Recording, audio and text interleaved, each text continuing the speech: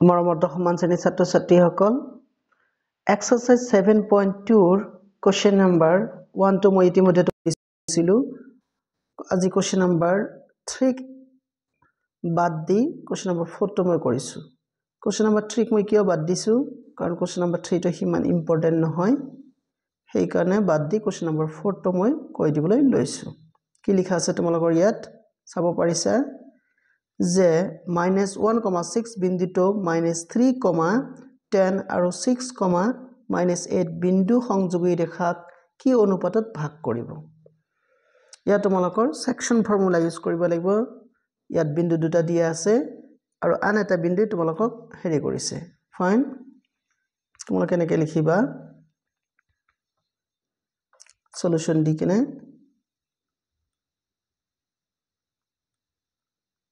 ইয়াত প্ৰথম বিন্দুটো যেটো বিন্দুৱে ভাগ কৰিছে সেইটো বিন্দুৰ স্থানাংক বিলাক ধৰি লবা তোমালোকে ইয়াত x = কিমান হ'ব -1 y = হ'ব তোমালোকৰ 6 মই প্ৰথম বিন্দুটোৰ কথা কৈছো মানে তাৰ পিছত x1 ৰ মান কিমান হ'ব দ্বিতীয় বিন্দুটো তোমালোকে ধৰি ললা -3 y2 ৰ মান কিমান হ'ব তোমালোকৰ sorry ৰবা ইয়াত x1 যেহেতু ইয়াত y1 আমি দিও y1 ৰ মান কিমান হ'ব 10 ফাইন সিমিলাৰলি তোমালোকে কৰিবা কি x2 ৰ মান কিমান হ'ব ইয়াত হ'ব দ্বিতীয় বিন্দুটো তাৰ মানে 6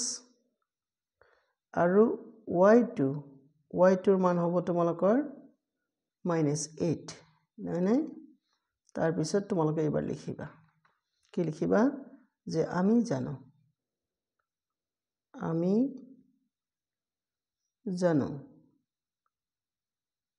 আমি কি জানো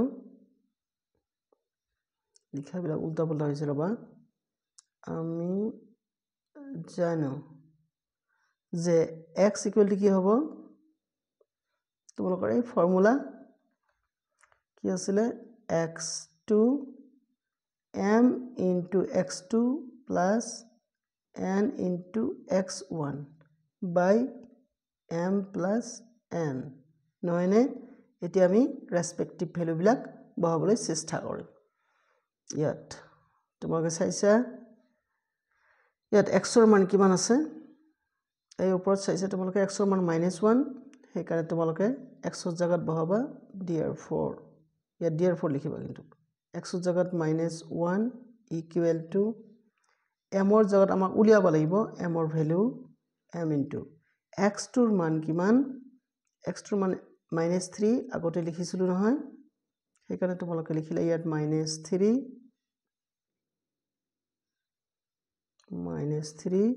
প্লাস n ৰ মান উলিয়াব লাগিব n থাকিল x1 ৰ মান কিমান আছে এইটো হ'ব -3 আৰু এইটো হ'ব তোমালোকৰ 6 উল্টা বলাইছে এইটো হ'ব -3 আৰু এইটো আগৰটো হ'ব তোমালোকৰ 6 কিন্তু দেই 6 ফাইন বাই কি লিখিবা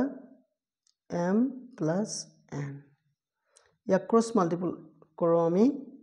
क्रॉस मल्टीपल কৰিলে তোমালোকৰ কি হ'ব -m - n = 6m আছে নহয় সেইকাৰণে 6m লিখিম 6 * m এই মাইনাস ইনটু প্লাস কিমান হ'ব ইয়াত এইটোৰ কথা কৈছো তোমালোকৰ মাইনাস হ'ব 3n ক্লিয়াৰ এতিয়া আমি মানবিলাক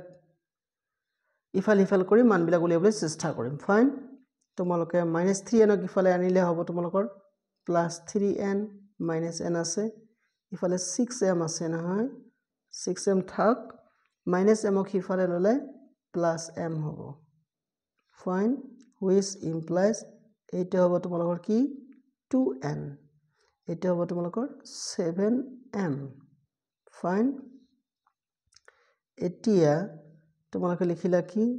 2/7 is equal to m/n তাৰ মানে তোমালোকৰ কি হ'ব therefore লাষ্টত লিখিলা তোমালোকে therefore divide m is to n equal to কি হ'ব 2:7 লাষ্টত তোমালোকে লিখিবা নিৰ্ণয় অনুপাতটো হ'ব 2:7